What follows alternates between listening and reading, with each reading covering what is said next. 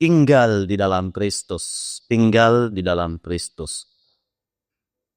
Bapak Ibu Saudara yang dikasihi Tuhan, saya bacakan dulu ayatnya ini.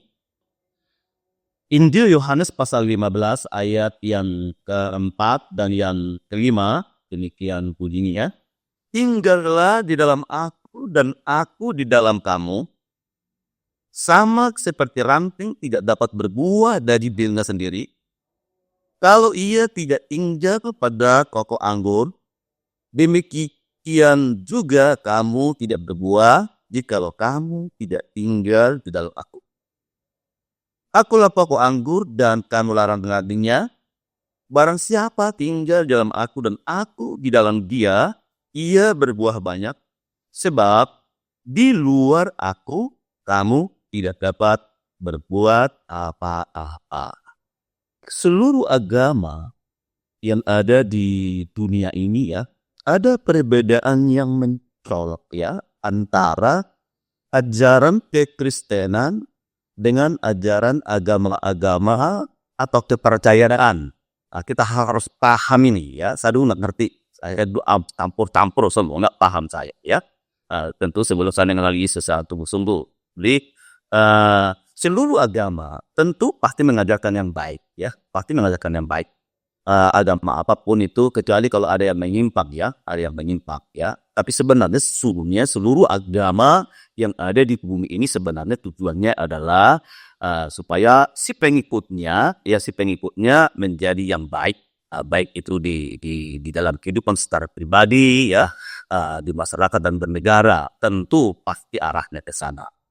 Tapi perbedaannya apa, Bapak Saudara? Perbedaannya adalah seluruh agama mereka punya kitab ya, atau kepercayaan pun mereka juga punya kitab juga.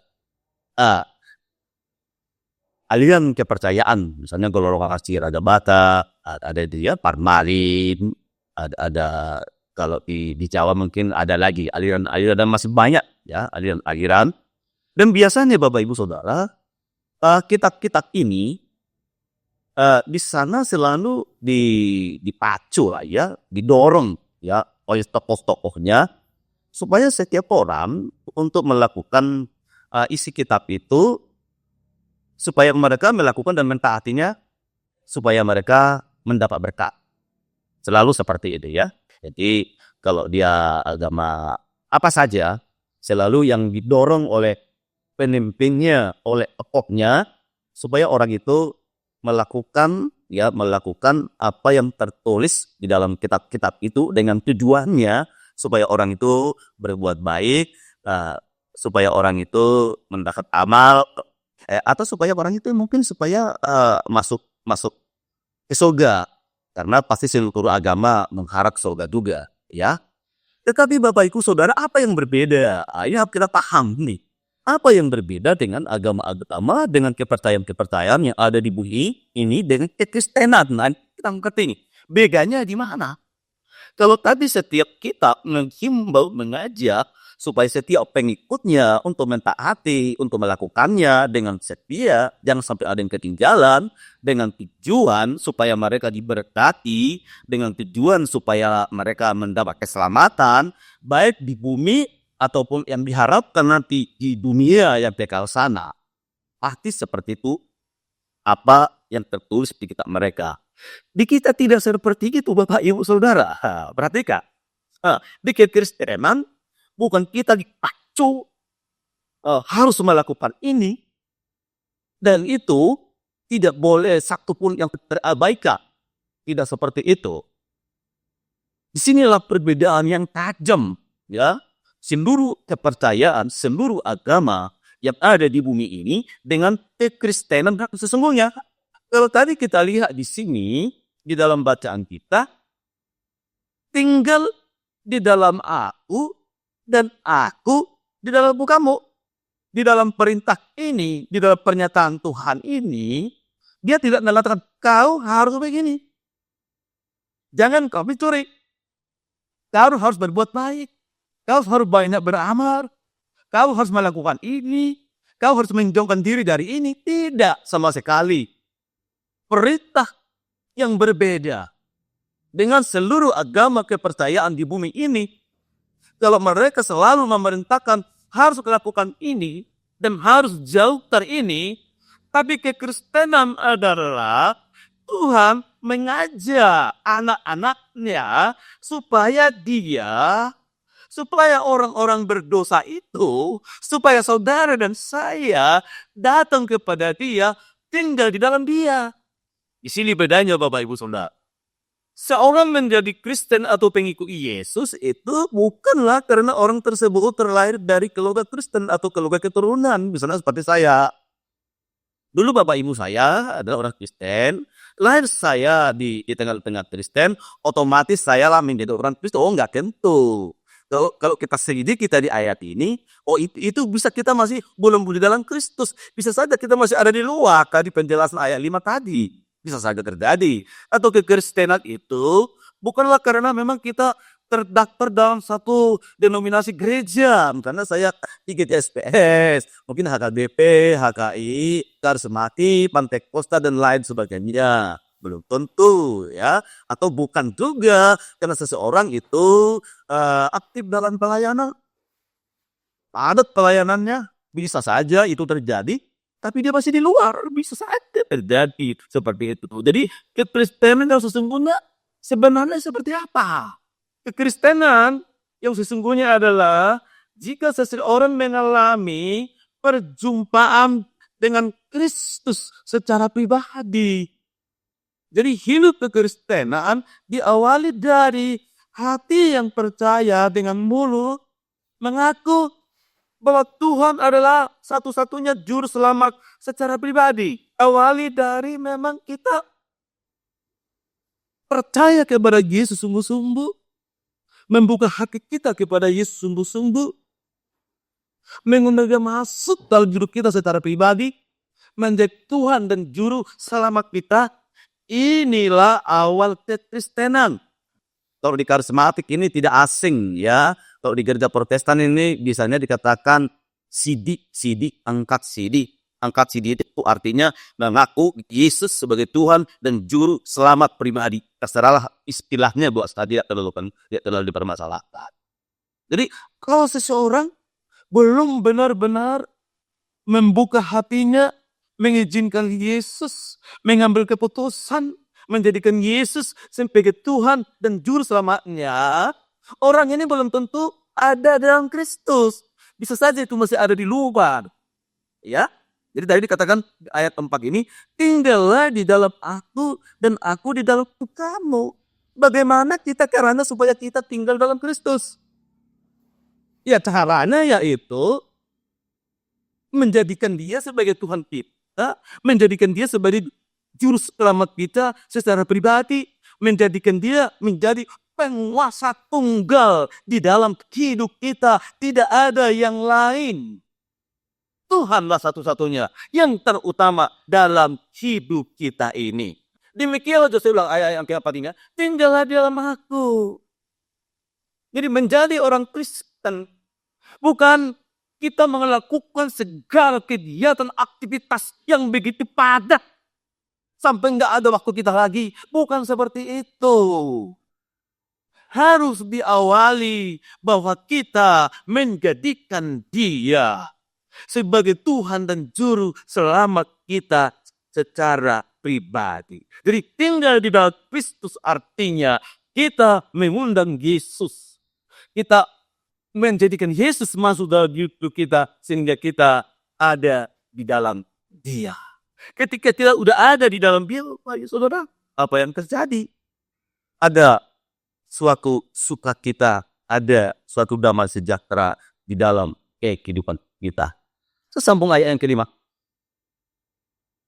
Mas Mbak Kadi, kalau ia tidak tinggal pada pokok anggur, demikian juga kamu tidak berbuah jikalau kamu tidak tinggal dalam pokok anggur. Ini dari istilah ya, dibuat satu perumpamaan oleh Yohanes. Dia digambarkan tadi ada pokok anggur, pokoknya adalah Yesus.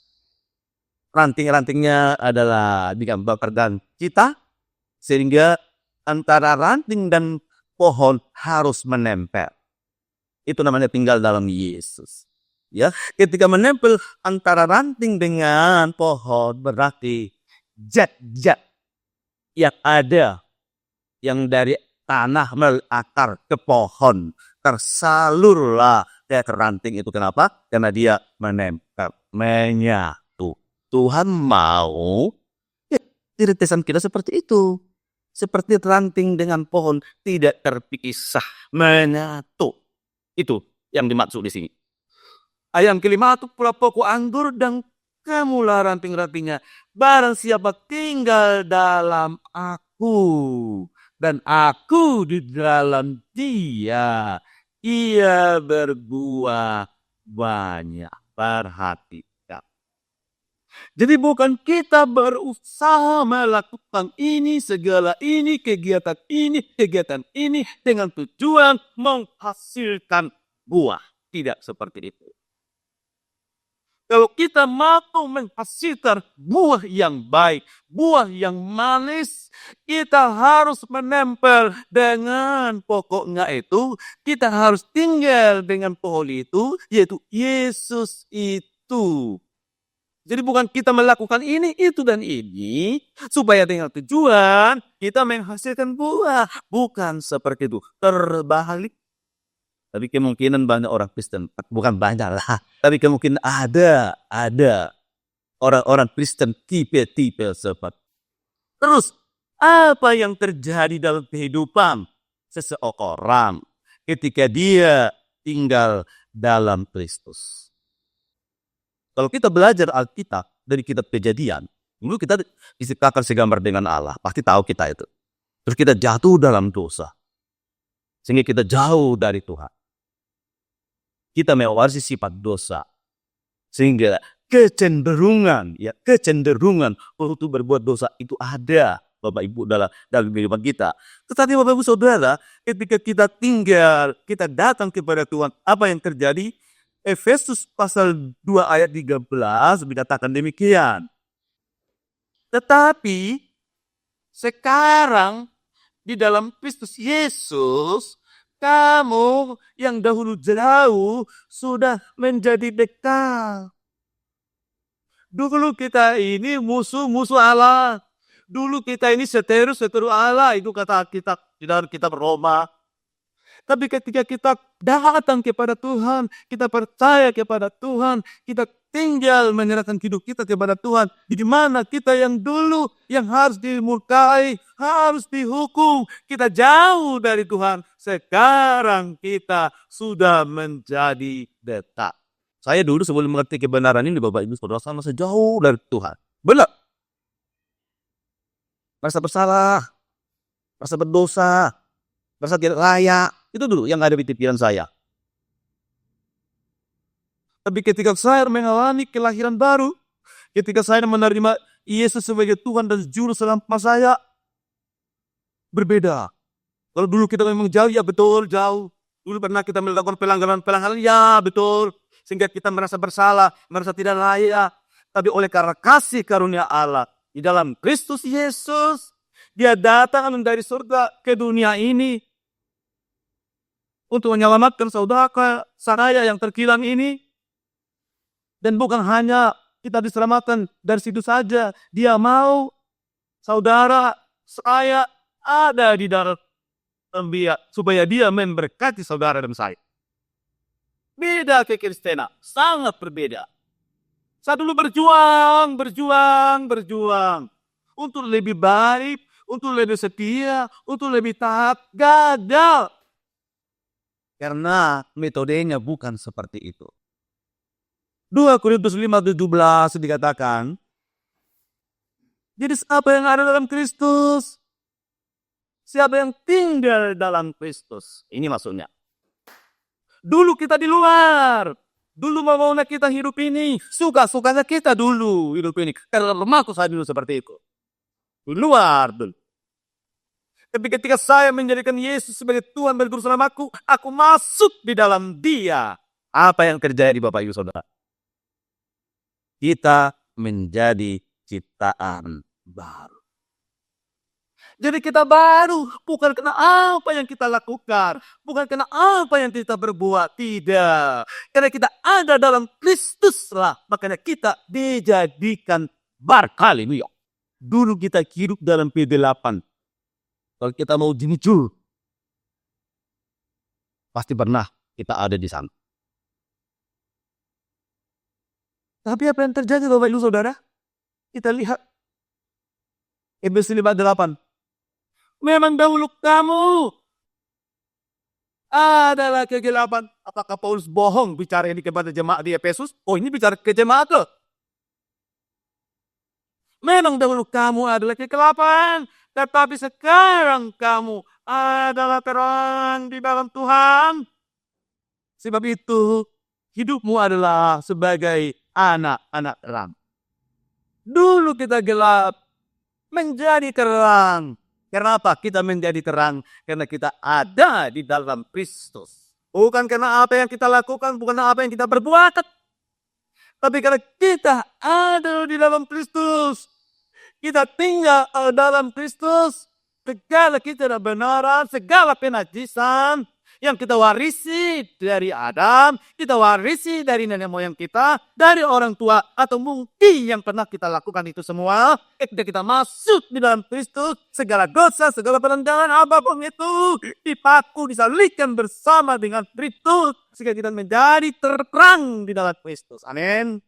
Jadi Kristen itu bukan Kristen yang terus loyo, merasa tidak layak, atau punya beban berat. Bisa sadar masalah di luar sana, bisa ada persoalan, ada, bisa saja. Beban berat bisa saja ada. Tapi selalu ada dan keluar di dalam Kristus Yesus. Seperti apa kondisi kita? Udah dulunya. Oleh karena kasih karunia Tuhan di dalam Kristus Yesus, engkau masuk di dalamnya, engkau tinggal bersamanya. Segala berkat ilahi menjadi milik kita. Bukan karena prestasi kita sama sekali. 1 Yohanes 1:5. Dan inilah berita yang telah kami dengar dari Dia. Dan yang telah sampai kepada kamu. Allah adalah terang. Dan di dalam Dia sama sekali tidak ada kegelapan. Allah terang. Kita ini dulunya gelap. Dulunya kita nggak benar dalam perkataan, dalam perbuatan, dalam tindakan kita. Tapi kalau kita mau datang kepada Tuhan, kita mau tinggal di dalam Tuhan, segala kegelapan yang kita warisi itu sirna, habis berlalu semua. Kita menjadi terang karena kita ada dalam Kristus Yesus. Amin. Amin. Saya berharap kita yang hadir malam hari ini harus mengalami ini. Amin. Kalau kita mungkin, saya udah Kristen Pak, oh ya nggak apa-apa. Udah di sini Pak, oh nggak apa-apa. Pertanyaannya, udah di dalam atau di luar?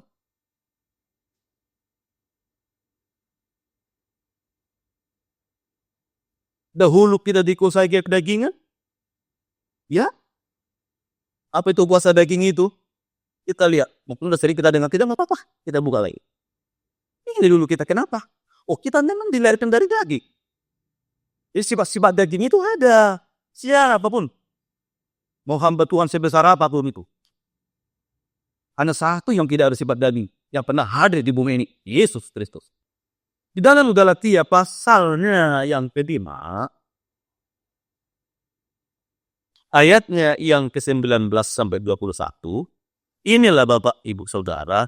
Sifat-sifat kedagingan itu aku nggak terlalu banyak bicara di sini, hanya ingin saya jelaskan sedikit aja. Ya, jadi sifat-sifat ada bindi yang tekan sadar ini melekat dalam diri kita, atau kita tidak sadar kita sedang pelakunya.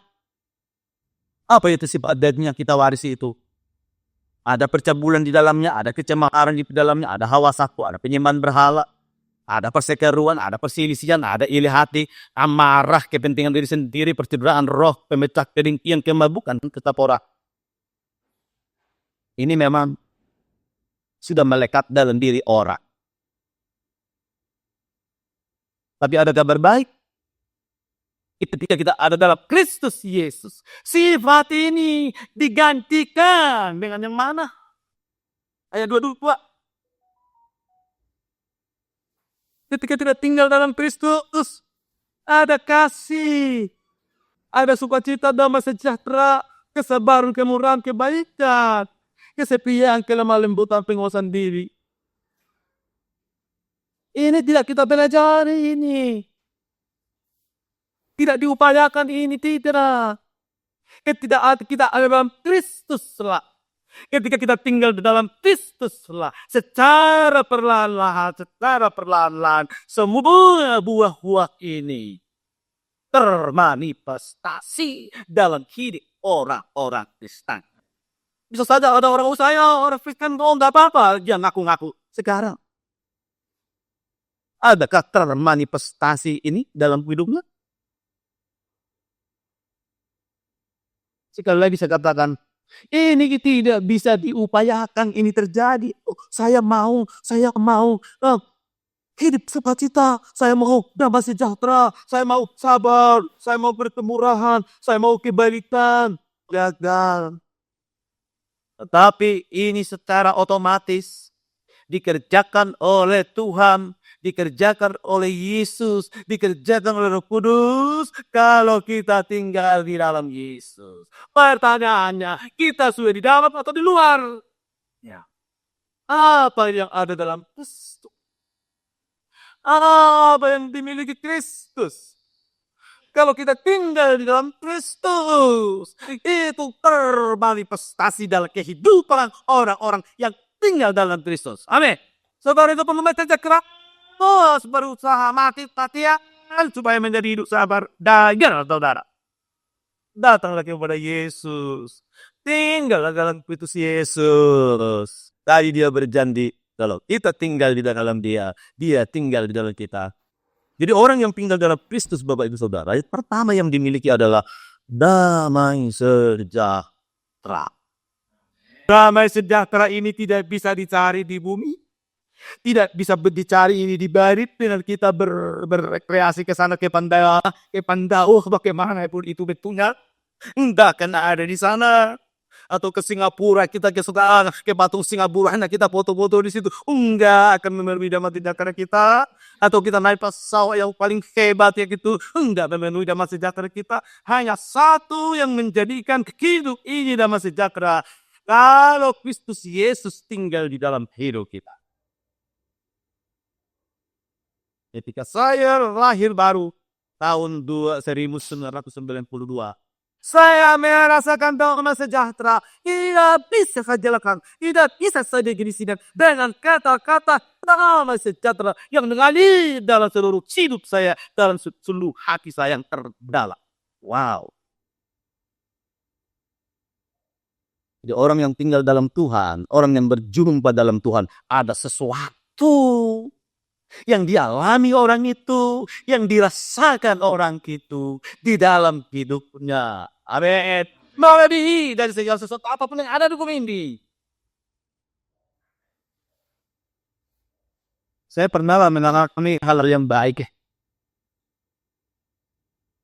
Tapi dengan perjumpaan saya dengan Yesus tidak ada apa-apa.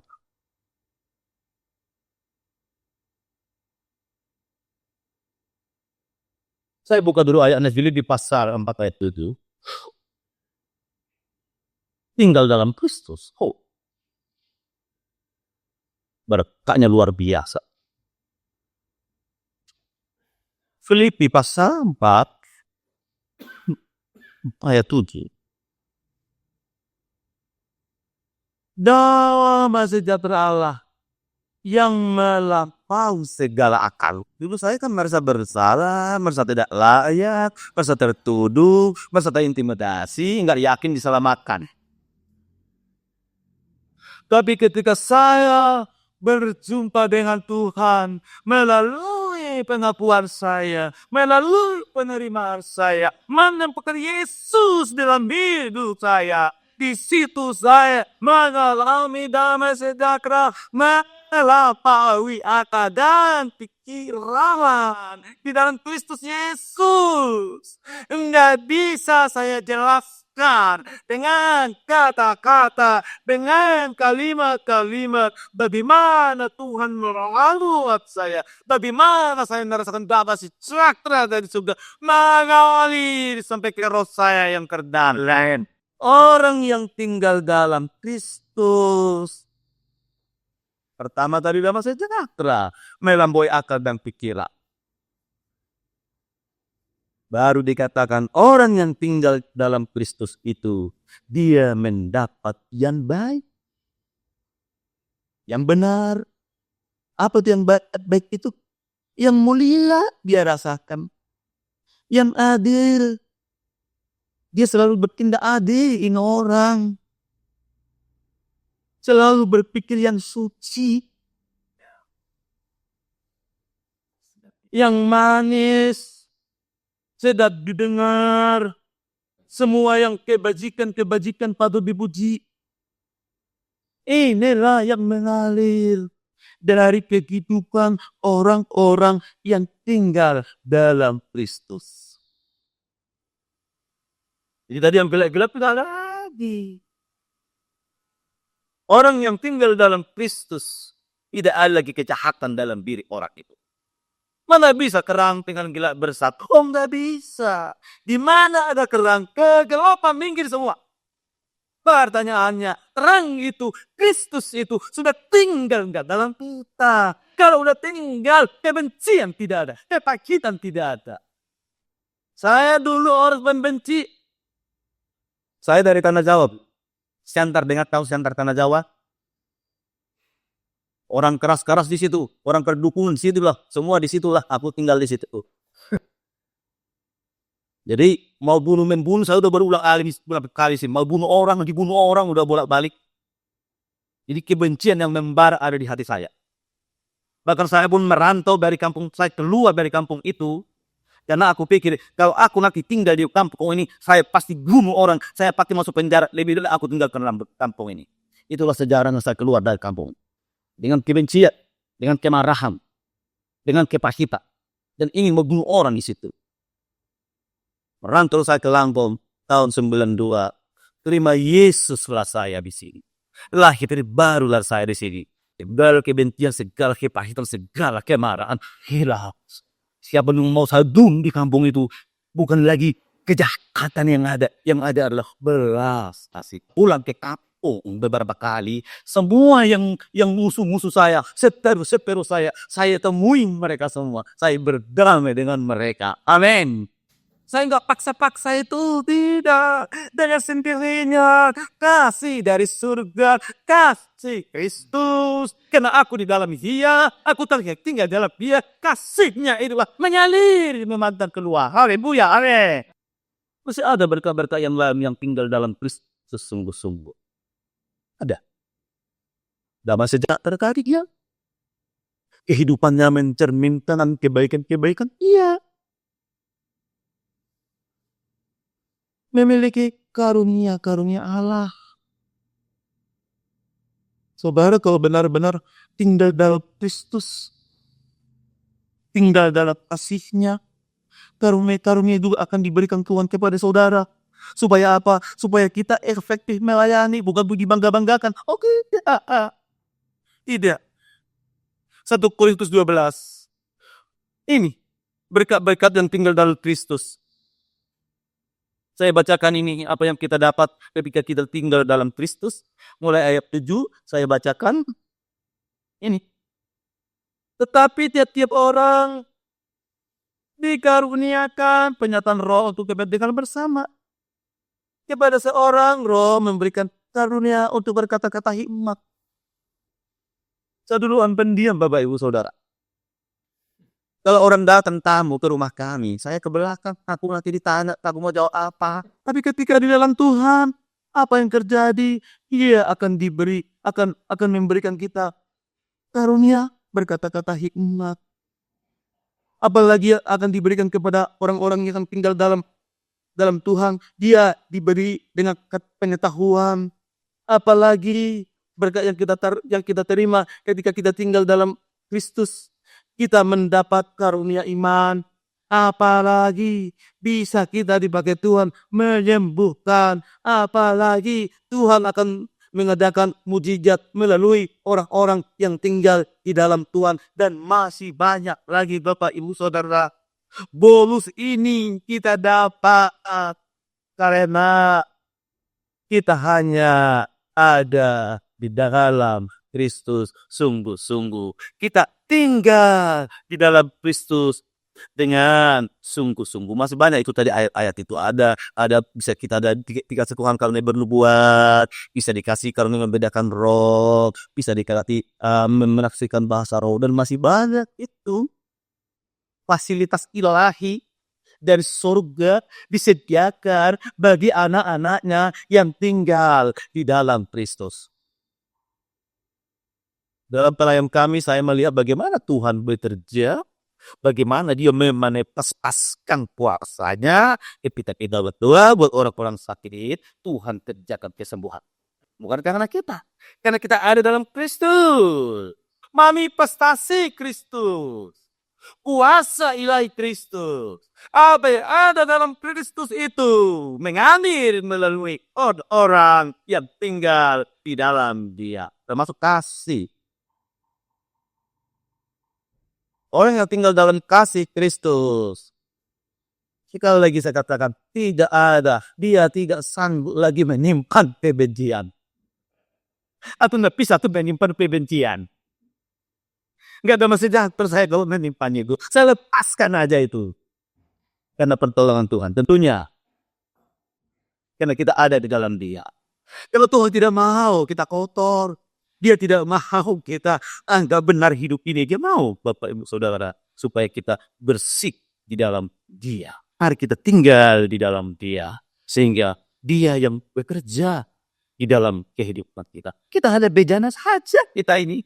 Hanya bejana saja. Dan Dia mau bekerja melalui bejana-bejana yang masih berproses kesempurnaan kita semua. Ya, jadi masih ada lagi fasilitas-fasilitas Tuhan yang diberikan kepada orang-orang yang tinggal dalam kita, yaitu di dalam Efesus pasal 4 ayat 11, akan kita miliki yang begini-begini. Asal kita benar-benar tinggal dalam Tuhan. Ada saksikan saya karena Nabi, bagaimana saya menjadi pengajar di Rema. Itu datang dari Tuhan, bukan dari siapa-siapa. Ya. Efesus pasal 4 ayat 11 dikatakan, dan Dialah yang memberikan baik rasul-rasul maupun nabi-nabi, baik pemberita-pemberita Injil maupun gembala-gembala dan pengajar-pengajar. Kalau kita perhatikan ayat ini, ada dimajawatan di sini. Ada dimajawatan sebagai rasul, sebagai nabi, sebagai penginjil, sebagai gembala, sebagai pengajar atau guru. Jadi saya guru, Bapak Ibu Saudara, ketika sekolah di Rema, saya kan angkatan pertama saya sekolah di Rema. 3 bulan Bapak Ibu Saudara sebelum tamat saya di Rema, 3 bulan. Pak Endro sebagai direktur kita panggil saya ke kantor. Kayak dipanggil Pak Tambunan. Kita kan akan merekam Pak. Jadi guru-guru kami dulu udah negeri semua. Guru-gurunya. Diterjemahkan pada bahasa Indonesia. Saya dipanggil Pak Tambunan. Ketika saya berdoa, kata dia. Ketika saya berdoa, wajah Bapak selalu muncul di doa saya. Itu perkataan beliau. Mau nggak nanti Bapak bantu kita ngajar di Rema? Jawaban sahabat itu, aduh Pak, jangan dulu lah Pak, nanti biar selesai dulu lah gitu. Nanti aja Pak saya jawab itu kalau sudah selesai. Saudara, komunikasi suku apa? Ya enggak dulu Pak, gantinya. Pasti sudah. Ambillah saya lagi kantor. Pak Tambunan gimana? Mau gak membantu kita belajar di Rema? Saya katakan, mau. Saudara, perhatikan. Saya sebenarnya tidak masuk nominasi di situ. Kalau dilihat secara akademis, teman-teman saya yang angkatan pertama itu kan kebanyakan orang Jakarta. Orang-orang, saya katakan orang mereka pintar, orang berpendidikan. Secara ekonomi mereka apa? Kok saya masuk orang kapuk? Dari mana ceritanya? Tapi ketika kita memberikan hidup kita kepada Tuhan secara total. Ini saya Tuhan yang tidak apa-apanya ini. Tapi saya mau menyerahkan hidup saya itu kepada Engkau Tuhan. Dipakailah Pak Hendro untuk berbicara kepada saya supaya saya masuk dalam salah satu jawabannya. Itu. Sehingga saya angkatan pertama, tamat 2006 langsung ngajak. 2006 ngajak adik kelas. Ya bingung saya. Kita satu asrama, harus kita agak adik kita. Tapi kasih karena Tuhan. Tuhan yang memampukan. Tuhan yang memanggil. Tuhan yang mengutus. Saya hanya mau saja. Dengan segala keterbatasan saya. Memulai ngadap kata mulai memang.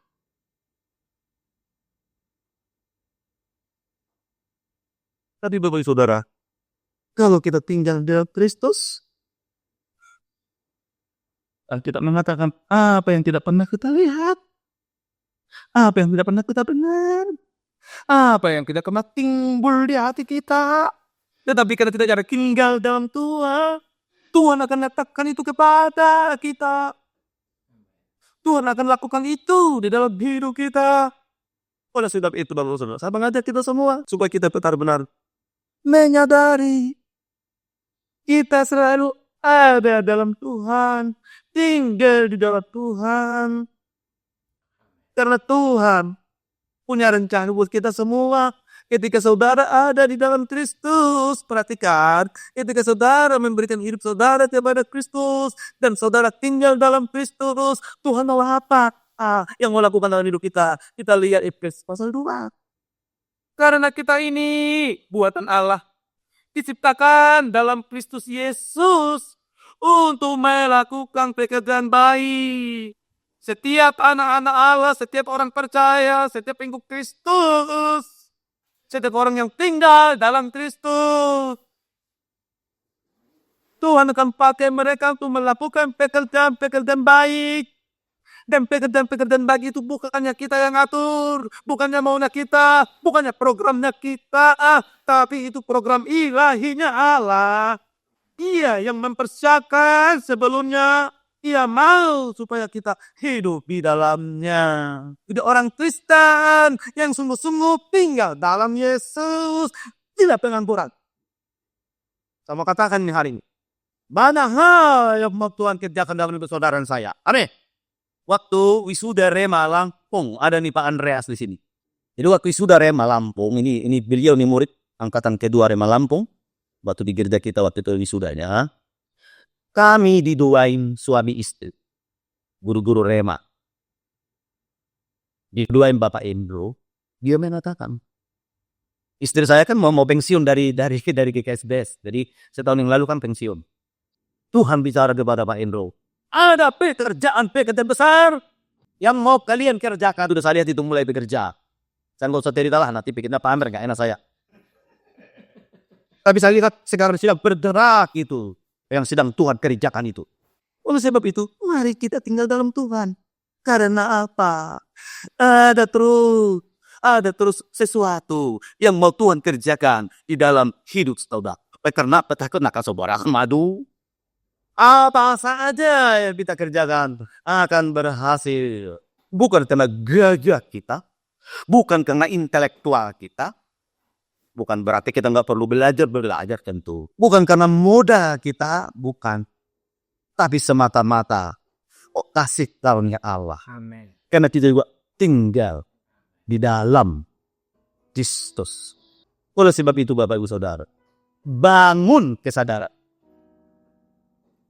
Kita tetap ada di dalam Kristus. Nanti saudara akan melihat perkara-perkara besar Tuhan kerjakan di dalam hidup saudara. Kita lanjut dulu kembali kepada ayat 15 tadi, ya. Yohanes 15 itu. Tema kita tinggal dalam Kristus. Ayat 7. Jikalau kamu tinggal di dalam aku, dan firmanku tinggal dalam kamu, minta apa saja yang kamu kehendaki, dan kamu akan menerimanya. Kalau yang kita minta itu tidak bertentangan dengan kehendak Tuhan, dengan maunya Tuhan, tapi yang kita minta itu mau kita gunakan untuk kemuliaan Tuhan, mempermuliakan Tuhan, dan menolong orang-orang yang membutuhkan pertolongan, Tuhan akan support. Amin. Enggak susah-susah banget. Tinggal mau enggak kita. tinggal dalam Kristus? Maukah kita menyerahkan hidup kita secara ketawa kepada Kristus? Kalau kita mau, Dialah yang beracara atas hidup kita. Amin. Baru dikatakan hanya berikutnya. Dalam hal inilah Bapakku dipermuliakan, yaitu jika kamu berbuah banyak, dan dengan demikian kamu adalah murid-murid. Jadi, apa yang kita kerjakan, apa yang kita lakukan, tidak ada lagi dengan tujuan supaya kita dipuji orang, ya, supaya kita dihormati orang dan hari dan lain sebagainya. Enggak ada. Pure apa yang kita lakukan supaya nama Tuhan dipermuliakan. Boleh saya baca ke bawahnya lagi ya. Sembilan. Sebab seperti Bapa telah mengasihi aku, demikian juga aku telah mengasihi kamu. Tinggallah di dalam kasihku. Yesus membuat penyetaraan. Bapa mengasihi saya, kata dia. Begitu dia mengasihi aku. Bagaimana Bapa mengasihi aku? Aku anak yang terkasih. Demikian juga aku memperlakukan kalian. Seperti Bapa berlakukan aku mengasihi kalian. Aneh. Jikalau kamu menuruti perintahku, kamu akan tinggal dalam kasihku. Seperti aku menuruti perintah Bapakku dan tinggal di dalam kasihnya. Tinggal. Perintahnya tinggal. Bukan ini. Jangan mencuri. Bukan. Ketika kita tinggal dalam kasih Tuhan, pasti kita nggak suka mencuri. Ketika kita tinggal dalam kasih Tuhan, pasti kita nggak suka membenci. Ketika kita tinggal dalam kasih Tuhan, pasti kita suka menolong. Sebagaimana Tuhan sudah menolong kita, sudah mengasihi kita. Orang-orang Kristen harusnya membawa dampak, Pak. Berbuah. Tadi buahnya banyak. Orang Kristen harusnya di mana hadir. Orang-orang sekitarnya terberkati. Bukan takut. Bukan menghindar. Ya seperti itu Bapak Ibu Saudara. Jadi mari sekali lagi saya mengajak kita menyadarkan diri kita juga supaya kita selalu ada tinggal dalam doa. Kalau kira-kira pikir kita nggak benar, ya, pasti kita udah di luar itu. Kalau udah ada kebencian, perhatikan ayat kita kembali ke di Paulus tadi. Ada di dalam, ada di luar. Ayo mak, aku lah pokok anggur dan kamu larang ngelafinya. Barang siapa tinggal dalam aku dan aku di dalam dia, ia berbuah banyak. Sebab di luar aku. Berarti ada di luar dong. Orang-orang seperti apa yang di luar itu mati, yang belum lahir bau mati. Mungkin di dalam tapi jadi keluar karena pergaulan yang buruk. Jangan sesak kata kita pergaulan buruk bisa merusak kebiasaan yang baik. Bisa kita jadi keluar. Oleh sebab itu Bapak Saudara, mari supaya kita benar-benar sadar merenung posisi kita di mana. Kalau masih di luar, marilah masuklah. Tuhan selalu mengundang kita. Hai semua orang yang dipilih dan berbeban berat, datanglah kepada aku. Kenapa aku akan memberikan kelegaan kepadamu. Kalau boleh saya tafsirkan lagi dengan bahasa sehari, tinggallah di dalam saya. Saya akan tolong entah. Bapak Ibu Saudara, saya begitu banyak mengalami permasalahan. Tapi semua permasalahan bisa saya lewat. Karena Tuhan. Divonis dokter pun saya pernah 3 tahun paling lama umur saya. Karena saya punya kanker hati. Tuhan tolong saya. Puji Tuhan. Saya lumpuh gara-gara saraf kejepit 3 ruas di belakang punggung saya. Dokter mengatakan harus dioperasi secepatnya. Kalau tidak lumpuh, Tuhan tolong saya sampai hari. Jadi janji-janji Tuhan itu akan dinyatakan Bapak Ibu Saudara. Kalau saudara dan saya selalu ada tinggal dalam hadirat Tuhan. Saudara nggak perlu berkicap. Saudara, jangan keputan saudara. Datanglah kepada Tuhan. Tinggallah di dalam Tuhan. Amin. Nanti Tuhan akan menuntutkan saudara. Langkah-langkah saudara. Bahkan Tuhan nanti akan mempertemukan saudara dengan orang-orang baik. Itu saya arani betul. Saya kan di kampung ya, di tulang bawang ya. Tapi teman-temanku banyak di kota-kota besar. Bahkan di luar negeri pun saya punya teman. Tuhan bisa hubungkan saya kemana. Demi pekerjaan ilahitnya ini. Marilah Bapak Ibu Saudara. Amin. Ini salah satu wadah untuk membawa kita terus pertempuran. Oleh sebab itu, firman Tuhan tidak perlu saya panjangkan lagi. Tema kita hari ini, marilah kita tinggal di dalam Kristus.